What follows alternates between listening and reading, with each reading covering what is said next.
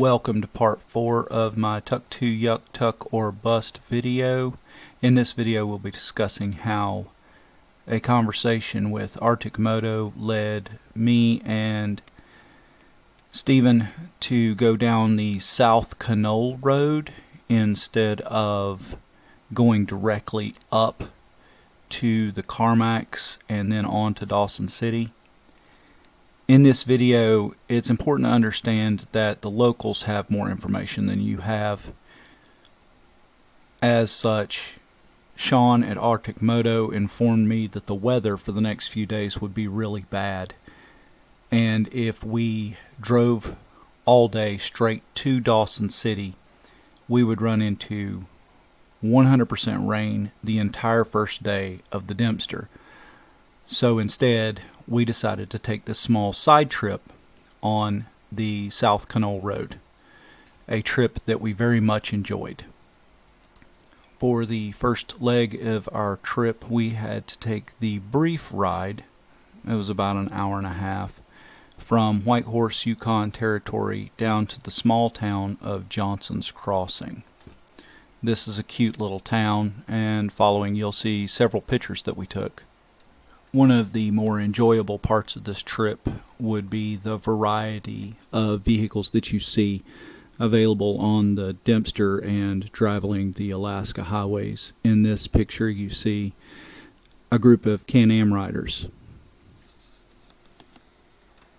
Right now I'd like to take a moment to just talk about the most significant financial burden of the entire trip, which is gas. I snapped a quick picture at Johnson's Crossing of the gas prices. Here I paid $10.94 for 5.61 liters of fuel. That is about 1.5 gallons. When you do the full conversion, this comes out to about $5.25 a gallon, which was normal once you got so far north on the Alcan Highway. This was not a significant burden for us when we were riding our motorcycles and making between 45 and 60 miles to the gallon depending on speed and gearing. But when you have a Nissan Armada that makes 12 miles to the gallon, it contributed to about $3,500 of our total trip cost. I would strongly advise against taking a tow vehicle and towing your motorcycles up. Again, it would be a whole lot cheaper if you just ride your motorcycle the entire way, even if it costs you precious vacation time. Johnson's Crossing itself is a quaint little village. It's well worth the 15-minute stop on your way up. Here you can see a number of antique signs, equipment utilized in building the original Alcan Highway, the bridge you just crossed, some of the old trucks. It's a cute little stop along the way and a great little gas point before you embark on the South Canol. Before we begin the slideshow about the South Canol Road, I'd like to take a moment to talk about something that's very special about visiting the Canadian Arctic, and that is the friendliness of the people that you will encounter on the road. As a part of that, I highly recommend that you also participate in that kindness and pay it forward. If you see somebody stopped on the side of the road and you have all the tools with you to help those people change their flat tire or can help in any way possible, I highly recommend that you do so. It can only make your trip more beneficial because down the road you never know if you're going to be the person with the flat tire that needs the help. And here are a few highlights from our trip down the South Canol Road.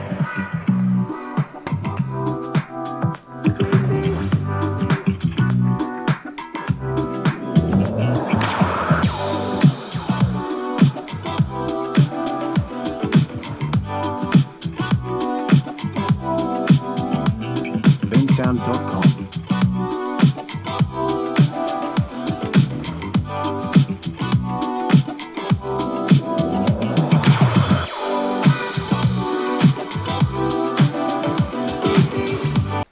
I tried very hard to keep my maps consistent in these videos utilizing just Google Maps. Unfortunately, Google Maps is currently listed the Canol Road, the South Canol Road in this instance, as closed for the winter.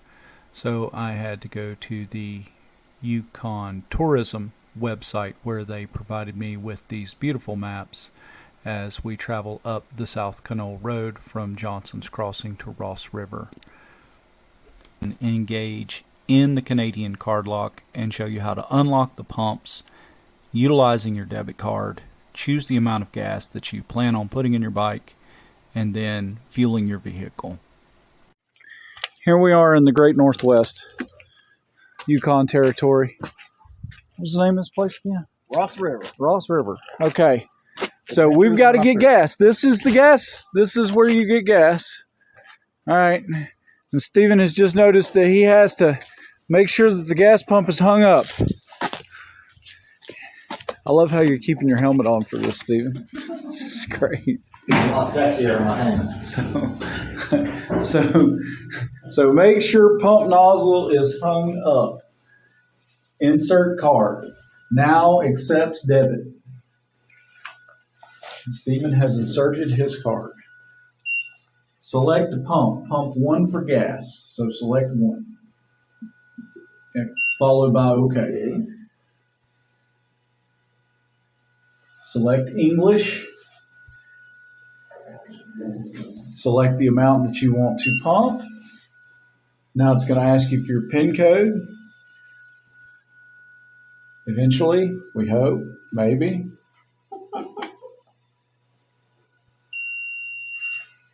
Okay. Did it never ask you for your PIN code? Okay. Because I'm awesome. Okay. So now we have to go out here and fuel. And I want to make this video for those people in Oregon who lost their mind when it was self-serve gas. Because I'm going to be honest with you, I really wish this was self-serve gas. After picking up fuel in Ross River, we headed up the Robert Campbell Canadian Road number 4 to the little town of Faro, where we bed down for the night. In this, you'll see a picture of Stephen. He's standing out in front of the town's only watering hole that closes about 6:30 p.m. There's only one campground in the town. It was $25 per campsite Canadian a night. But you do have laundry service and showers available. As always, thank you for joining for our video. You can always visit some of our unsponsored content, such as the Lost in the Bush Facebook page, the Dempster Highway Adventure Riders Facebook page, the Yukon Motorcycle Park page, highly recommended on your way up to Tuktoyaktuk. If you stumbled across this video and you're wondering where to go to start from part 1, I will link that in the video description as well. Also available on Kindle is the book that I wrote regarding this trip to Tuktoyaktuk and selected Alaskan destinations that we'll be covering in the future. You can get that for free on Kindle Unlimited, or you can pay the minimum amount of money that Amazon would let me charge for the book, which is $3. Don't forget to like and subscribe. See you next week.